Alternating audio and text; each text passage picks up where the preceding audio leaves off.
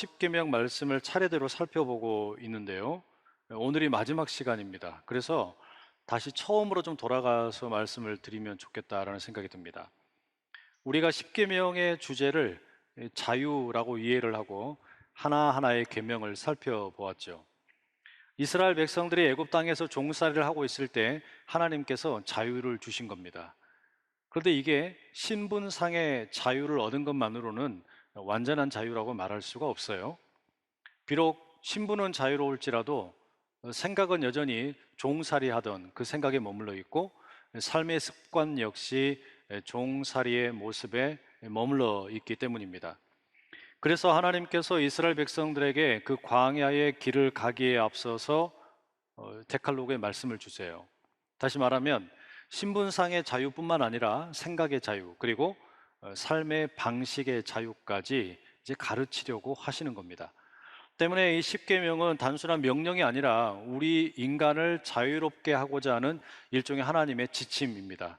하나님의 도움의 말씀이라는 말이죠. 그런데 흥미로운 점이 있어요.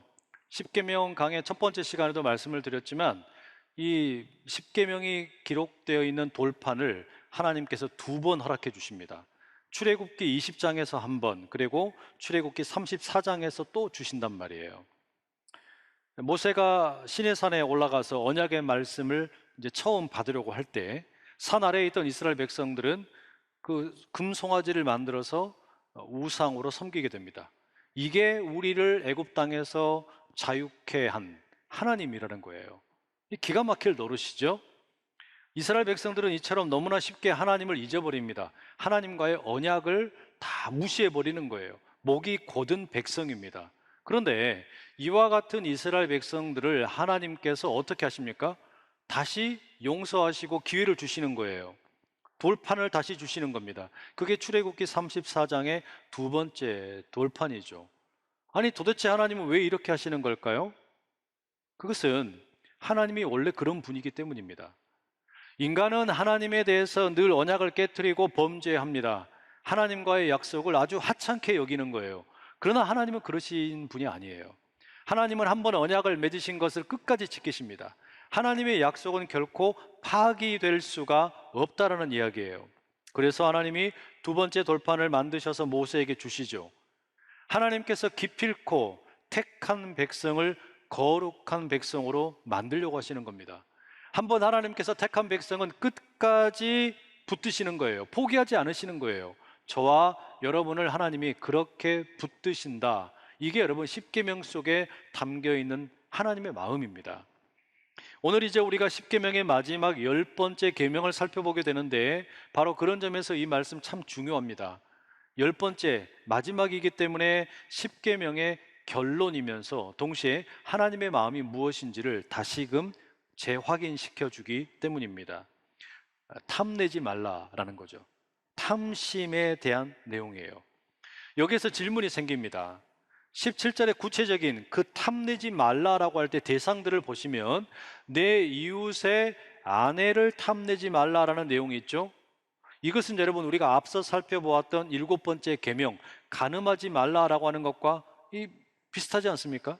또 이웃의 집이나 소나 나귀, 이와 같은 남의 소유를 탐내지 말라라고 하는 것은 8번째 계명, 도둑질하지 말라라고 하는 것과 또 상당히 유사한 면이 있어요. 그죠? 왜냐하면 간음을 한다라고 하는 것은 남의 아내를 탐내었기 때문에 일이 벌어지는 거죠. 또 도둑질한다라고 하는 것은 남의 소유를 탐내었기 때문에 벌어진 일이라는 말이에요. 그렇게 보면 이 10번째 계명의 말씀이라고 하는 것은 7번째 계명과 8번째 계명과 아주 밀접한, 뗄래야 뗄 수 없는 관계에 있다라고 말씀드릴 수 있습니다. 그래서 질문이 생겨요. 아니, 왜 하나님께서 이 10번째 계명을 7번째나 8번째 말씀과 유사한 내용을 반복하시는 걸까? 왜 하나님께서는 마지막에 이 탐심이라고 하는 주제를 가지고 이야기를 하시는 걸까? 이런 어떤 의구심이 든단 말이에요. 우선은 여러분, 이 탐낸다라는 말이 어떤 의미인지를 좀 우리가 알 필요가 있습니다. 그냥 어원적으로 보면 이 말은 무언가를 갈망한다, 무언가를 얻으려고 애를 쓴다, 뭐 이와 같은 뜻이 있어요. 그러니까 어떤 분들은 이 탐낸다라고 하는 것을 그냥 우리의 어떤 정신적인 또는 심리적인 내면의 마음의 차원으로만 이해하는 경우들이 있는데 사실은 그렇지가 않습니다. 여기에서 이 탐을 낸다라고 하는 것은요, 보이지 않는 마음의 영역으로부터 시작을 해가지고 구체적인 행위에 이르기까지 이 전체의 과정을 가리키는 표현입니다. 성경에 보면 이 탐심에 대한 이야기가 참 많이 나와요. 그 중에 하나 예를 들어보자면 여호수아 7장에 이스라엘이 아이성 전투에 실패하는 이야기가 나옵니다. 왜 실패했냐? 아간이라는 사람이 범죄했기 때문입니다. 아간이라는 사람이 이제 자신의 범죄에 대해서 고백하는 내용이 여호수아 7장 21절에 나옵니다. 내가 노력한 물건 중에 시날산의 아름다운 외투 한 벌과 은 200세겔과 그 무게가 50세겔 되는 금덩이 하나를 보고 탐내어 가졌나이다. 보소서 이제 그 물건들을 내 장막 가운데 땅 속에 감추었는데 은은 그 밑에 있나이다 하더라. 아간이 이제 자기의 죄를 고백하는 거예요. 뭐라고 말합니까? 그 시날산의 아름다운 외투를 보고, 금덩어리를 보고, 은을 보고 뭐 했다고요? 탐내었다고 이야기를 해요. 탐내었다. 여기 아간이 품은 이 탐내었다라고 하는 것이 출애굽기 오늘 본문 20장 17절에 나오는 이웃의 소유를 탐내지 말라, 그 탐낸다는 것과 똑같은 단어입니다. 그러니까 뭘 했다는 거예요? 보고 나니까 어때요? 마음에 소유욕이 생기고 그걸 갈망하게 되고 계획을 세우고 실제로 그것을 행동에 옮겨버린 겁니다. 이로 인해서 결국 아간은 돌에 맞아 죽습니다. 여러분, 이렇게 보면 성경의 탐심이라고 하는 것은 꽤나 무겁게 다루어집니다. 그리고 아주 심각하다는 걸 알 수 있어요. 왜 그럴까요? 인간에게 있어서 이 탐심이라는 게 끝이 없기 때문입니다. 더 많이 갖고 싶은 그 탐심이라는 게 인간에게만 있는 독특한 일종의 욕구예요. 사람은 묘하게 필요 이상으로 계속해서 많은 것을 축적을 하고 또 쌓으려고 그래요. 인간의 이 탐심이라고 하는 것이 결코 만족을 모릅니다. 그래서 수도사 에바그리우스는 강물이라고 하는 것이 모여가지고 바다로 흘러가지만 그 바다를 절대로 채울 수 없는 것처럼 인간의 탐욕이라는 것이 어떤 것으로도 만족을 모르는 일종의 바다와 같다라고 이야기합니다. 인간의 탐심은 만족을 몰라요. 그래서 더 많이를 계속 외치는 겁니다. 이만하면 됐다, 충분하다라고 말하는 경우가 없어요. 바로 그런 이유 때문에 사도 바울이 디모데전서 6장 10절에 돈을 사랑함이 일만 악의 뿌리라고 이야기합니다.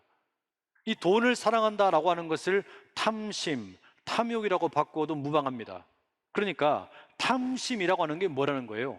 세상의 수만 가지 악한 것의 뿌리라는 거예요.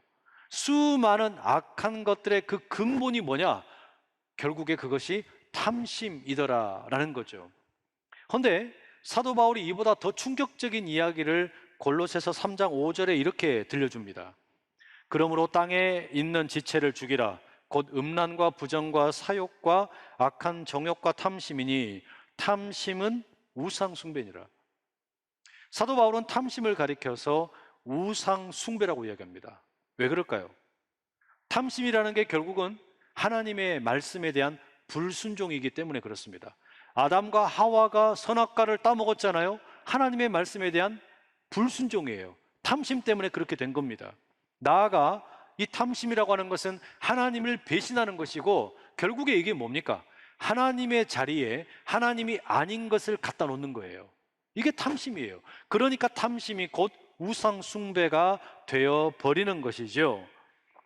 특히 여러분, 이 재물에 대한 탐심은 어마어마한 무시무시한 힘이 있습니다. 여러분, 우리 모두는 돈을 좋아하잖아요. 돈 싫어하는 사람이 누가 있습니까?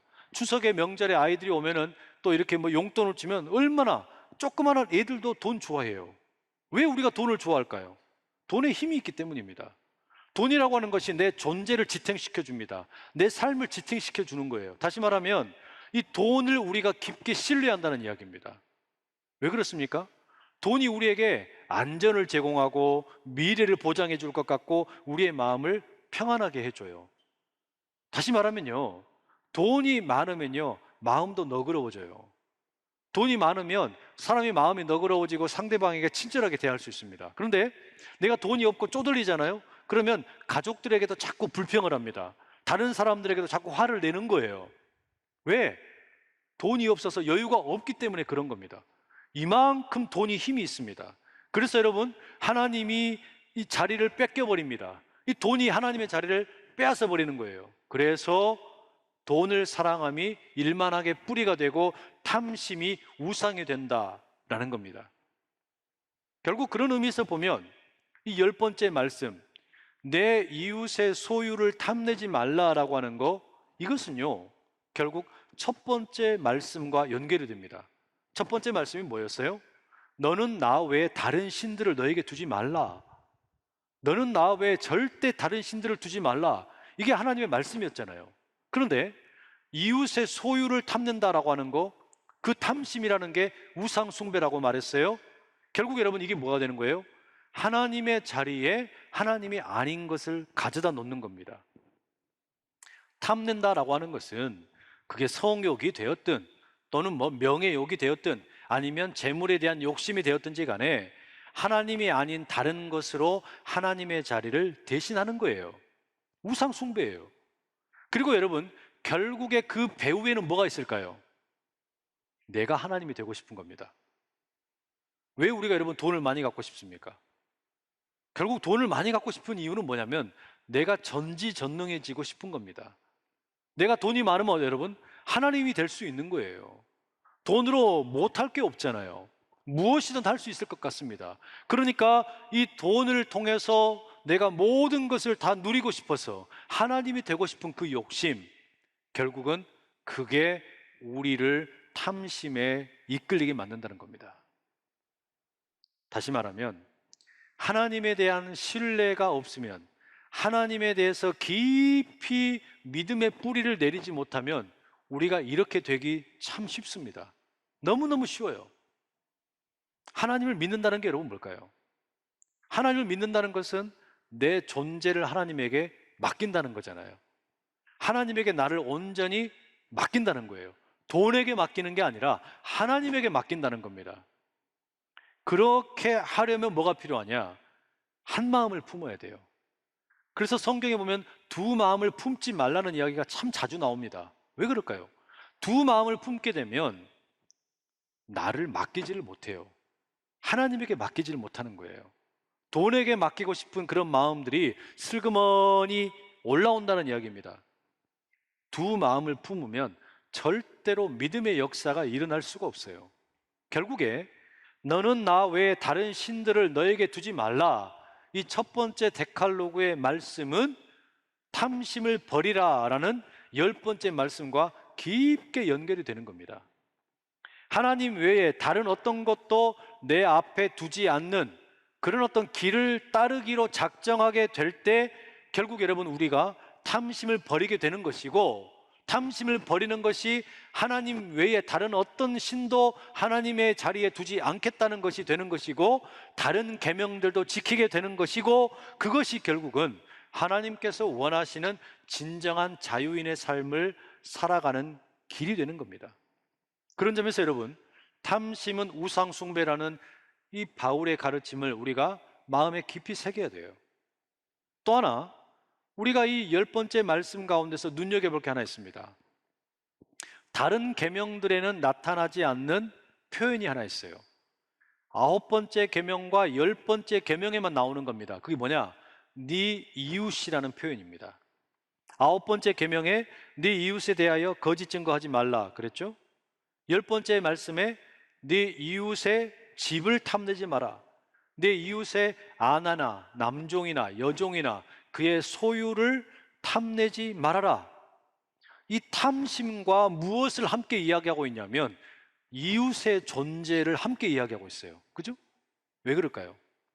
탐심이 우리 안에 있게 되면 이웃에 대해서 우리가 차갑게 되게 된다, 이런 이야기입니다. 탐심이 생기면 이웃을 우리가 돌보지를 못한다는 이야기예요. 탐심이 생기면 이웃에 대해 무관심해진다는 이야기죠. 내 배를 계속해서 채우는 것에만 몰두하다 보면 배고픈 이웃이 보이지 않아요. 내 재산만 계속 쌓으려고 하다 보면 지금 돈이 필요한 이웃을 돌볼 겨를이 없어요. 내 욕망을 채우는 것에만 집중을 하다 보면 이웃이라고 하는 것이 존재하지 않습니다. 다 그냥 타인일 뿐이란 이야기예요. 그래서 도로시 세이어즈라는 분은 이 탐욕을 가리켜서 차가운 마음의 죄라고 부릅니다. 마음이 냉랭하다는 이야기예요. 마음이 차갑다는 말이죠. 그런데 오늘 우리가 함께 읽은 이 누가복음 10장의 말씀을 보게 되면 예수님께서 이웃에 대해서 완전히 새로운 이야기를 하나 들려주세요. 선한 사마리아인의 비유의 말씀입니다. 한 율법 교사가 예수님에게 묻습니다. 선생님, 내가 무엇을 해야 영생을 얻을 수 있겠습니까? 예수님 뭐라고 답변하세요? 율법에 무엇이라 기록되어 있으며 네가 어떻게 읽느냐 되물으시죠. 그랬더니 율법 교사가 답변을 합니다. 내 마음과 목숨과 힘과 뜻을 다해서 하나님을 사랑하고 또한 네 이웃을 네 자신과 같이 사랑하라 하였습니다. 네 대답이 맞다. 그렇게 해라. 그러면 살 것이다. 예수님이 답변을 하셨어요. 그랬더니 율법 교사가 자기를 옳게 보이려고 다시 질문을 합니다. 그런데 선생님, 내 이웃이 누구입니까? 그러자 예수님께서는 네 옆집에 사는 사람이다. 네 부모님이다. 네 친척이다. 네 형제다. 네 친한 친구들이다. 내 직장의 동료들이다. 이렇게 말씀을 안 하세요. 오히려 그에게 비유를 하나 들려주시죠. 제사장과 레위인이 외면한 강도 만난 이웃을 사마리아인이 도와주는 이야기입니다. 그 이야기를 다 마치신 후에 예수님께서 이렇게 물으셔요. 누가 강도 만난 사람의 이웃이 되겠느냐? 그랬더니 율법 교사가 사마리아인입니다. 이렇게 말하지 않아요. 뭐라고 말합니까? 자비를 베푼 자라고 답을 합니다. 그때 예수님께서는 가서 너도 이와 같이 하라 말씀을 하십니다. 여러분, 이 비유의 말씀을 통해서 우리가 예수님이 말씀하시는 이웃의 존재가 어떤 건지를 알게 돼요. 이웃이 누굽니까? 곤경을 만난 자예요. 어려움을 만난 자예요. 어려움을 만난 자, 그가 누구이든 무엇이든지 간에 그가 우리의 이웃이라는 거예요. 그리고 또 하나 이웃에 대해서 예수님이 하시는 말씀의 핵심이 뭐예요? 우리가 관심을 가져야 될 것은 내 이웃의 범위가 어디까지냐, 이게 아니라 내가 이웃이 되어주는 거라는 거예요. 곤경을 만난 자의 이웃이 되어주는 거, 이게 중요하다는 이야기입니다. 이게 하나님의 뜻이라는 이야기죠. 여러분, 예수님의 이 이웃에 대한 새로운 가르침을 우리가 마음에 품고 데칼로그 10번째 말씀을 다시 한번 읽어보세요. 내 이웃의 집을 탐내지 마라. 네 이웃의 아내나 남종이나 여종이나 그의 모든 소유를 탐내지 말라. 여러분, 이게 어떤 의미이겠습니까? 물론 간음하지 말아라 또는 도둑질하지 말아라, 이와 같은 말씀도 되겠습니다. 그러나 소극적인 그와 같은 명령을 뛰어넘어서 결국에 이 10번째 말씀의 핵심이 뭐냐? 좋은 이웃이 되어라는 거예요. 네가 좋은 이웃이 되어라. 이게 여러분 10계명의 10번째 말씀의 결론입니다. 아파트에 살고 있다면 위층, 아래층 이웃에게 좋은 이웃이 되어주는 것. 내가 운전을 한다면 함께 도로를 달리고 있는 다른 자동차들에게 좋은 이웃이 되어주는 것. 일터에서 근무할 때는 나의 직장의 동료들에게 좋은 이웃이 되어주는 것. 여러분, 바로 그것을 지금 예수님께서 요청하시는 것 아니겠습니까? 결국에 탐심을 버리라 라고 하는 이 10번째 말씀은요, 수직적으로 보면 하나님에 대해서는 우상 숭배를 버리라는 것이 되는 것이고, 수평적으로 보면 이웃에게 좋은 이웃이 되어라는 가르침이 되는 것이죠. 그렇게 되려면 여러분, 우리는 다시 처음으로 돌아가야 됩니다. 앞서 마음으로부터 구체적인 실행에 이르기까지 4개의 단계가 있다고 그랬잖아요. 마음의 경우에 우리는 좋은 마음도 생길 수 있고 나쁜 마음도 생길 수 있어요. 이 좋은 마음과 나쁜 마음은 우리 안에서 생겼다가 없어지기를 계속 반복을 합니다. 근데 중요한 건 뭐냐? 이게 아니에요. 두 번째입니다. 오늘 설교의 제목이 갈망입니다. 무엇을 갈망할 거냐? 이건 여러분 우리의 선택에 달린 일이에요. 그러니까 우리가 나쁜 마음이 생겼다가 없어질 수도 있고 좋은 마음이 생겼다가 없어지기도 합니다. 그런데 나는 무엇을 갈망할 거냐, 무엇을 선택할 거냐, 이것이 결국에 우리의 인생을 결정하는 시금석이 된다는 이야기예요. 내가 무엇을 갈망할 거냐, 내가 무엇을 갈망하느냐에 따라서 우리의 인생의 길이 달라집니다. 진정한 자유인이 될 것인지 아니면 여전히 죄의 종노릇하는 인생이 될 것인지, 이게 여기서 판가름 나는 거예요. 좋은 마음을 품고 그 좋은 마음을 갈망하게 되면 그 마음이 이제 내 안에서 선한 일을 계획하게 되고 그 선한 일을 실행할 수 있는 단계로 나아갈 수 있지 않겠습니까? 예수님께서는 지금 우리에게 그걸 요구하시는 거고, 십계명을 통해서 하나님께서 우리에게 요구하시는 것도 바로 그것이라는 이야기예요. 우리 마음에는 선한 것과 악한 것들이 계속 들락날락 거립니다. 그런데 선한 것을 붙들고 선한 것을 갈망하고 그 선한 것을 계획하고 선한 것을 실행하다 보면 결국에 우리는 하나님의 편에 가까이 가게 되는 거예요. 진정한 자유를 누리게 되는 거예요. 죄와 사망으로부터 멀어지게 되는 거예요. 그리고 좋은 이웃이 되기를 갈망하다 보면 좋은 이웃이 되는 길을 걸어가게 된다는 이야기입니다. 아래 그림을 하나 준비했는데요, 어느 초등학교에서 출제된 문제입니다. 잘 보이시지 않죠? 제가 문제를 읽어드릴게요. 다음 그림을 보면서 생각하는 시간을 가져봅시다. 그림 속의 아이는 무엇을 하고 있는 것일까요? 5분간 그림을 보며 난 얼마나 행복한 사람인지 생각해 봅시다. 그리고 선생님이 두 개의 문제를 냅니다. 첫 번째는 이 아이가 무엇을 하고 있는 것 같습니까? 관찰한 내용을 적어보세요 라고 하는 거고요. 두 번째는 뭐냐? 질문의 내용이 이렇습니다. 내 자신을 그림 속의 아이와 비교해 봅시다. 난 얼마나 행복한 사람인지 이유를 들어서 설명해 봅시다. 이 질문에 대해 초등학생이 답변을 이렇게 적었어요. 남의 아픔을 보고 내가 얼마나 행복한지 아는 것은 별로 좋지 않다고 생각한다. 같이 아픔을 해결해 주려 하고 같이 잘 먹고 잘 살아야 될 것이다. 기가 막혀, 기가 막혀. 선생님의 질문의 의도를 뛰어넘어서 아이가 적어놓은 이 답변을 보면서 그래, 그게 맞지, 그게 맞지, 감탄을 하게 됩니다. 아마도 이 초등학생은 예수님께서 율법교사에게 하셨던 말씀, 가서 너도 이와 같이 하라, 그 말씀의 의미를 이미 깨달은 아이인 것 같아요. 여러분, 가서 너도 이와 같이 하라. 우리가 이 십계명의 말씀을 함께 쭉 공부를 하면서 결국의 결론이 뭡니까? 내 마음과 뜻과 힘을 다해서 하나님을 사랑하는 것이고요, 그리고 내 자신과 같이 이웃을 사랑하는 거, 좋은 이웃이 되는 거 아닙니까? 결국에 여러분, 우상 숭배하지 않고 하나님을 전적으로 신뢰하는 삶을 살고 또 한편으로는 좋은 이웃이 되는 삶을 사는 거, 이게 이 십계명 속에 들어있는 정신인데, 결국 예수님께서는 그것을 우리에게 선한 사마리아인의 비유를 통해서 들려주시면서 내리는 결론이 뭡니까? 가서 너도 이와 같이 하라, 이 말씀하시는 거예요.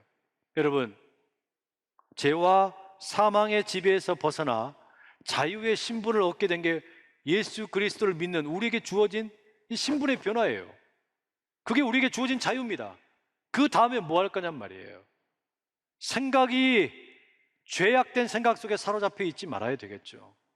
자유인다운 생각을 하는 거, 다시 말하면 내 마음속에서는 계속해서 선한 생각과 악한 생각들이 들락날락거리는데 거기에서 선한 마음을 갈망하는 거, 이게 여러분 생각의 자유입니다. 자유인다운 생각이에요. 그리고 나아가 그것을 이제 계획을 하고 실천에 옮기는 거, 그게 여러분 우리의 삶의 방식이 자유인다운 삶의 방식으로 변화되는 것이겠죠. 바라기는 우리 모두가 그와 같은 하나님의 주어진, 하나님께서 주신 자유에 걸맞는 생각의 자유와 삶의 방식의 자유를 누리는 아름다운 인생 될 수 있기를 간절히 축복합니다. 기도하겠습니다.